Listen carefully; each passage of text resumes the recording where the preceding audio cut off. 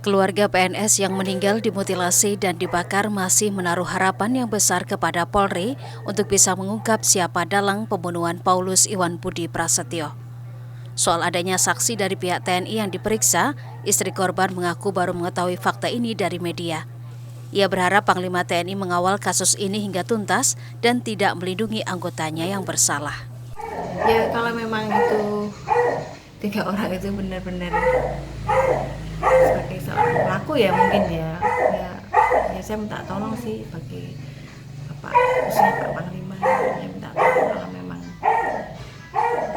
anggotanya bersalah ya tolong Pak jangan dilindungi. Saya takut ya Pak kalau ada hewan-hewan yang lain kalau memang benar-benar 3 saksi itu mengarah ke pelaku.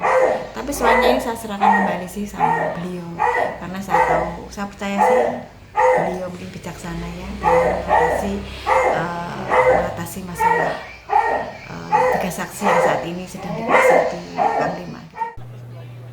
Panglima TNI Jenderal Andika Perkasa menyatakan ada 3 anggota TNI yang tengah diperiksa terkait kasus pembunuhan dan pembakaran PNS Bapenda Kota Semarang, Paulus Iwan Budi Prasetyo. 3 anggota ini diperiksa 2 hari setelah ditemukannya jasad korban pada awal September lalu. 3 anggota TNI yang diperiksa berdasarkan hasil penyidikan Polda Jawa Tengah dan masih berstatus sebagai saksi. Menurut Panglima, ketiga anggotanya memiliki alibi yang kuat sehingga dibutuhkan pemeriksaan lebih mendalam.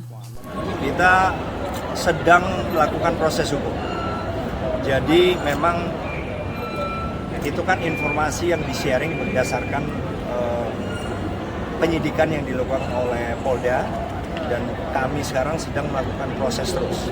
Memang tidak semudah itu karena ada saja denial atau jawaban-jawaban yang kemudian membuat seolah-olah tidak terlibat. Tapi kami tidak begitu saja menyerah karena kami yakin Polda juga punya bukti-bukti awal yang cukup. Pokoknya kami terus mengawal sampai dengan sekarang.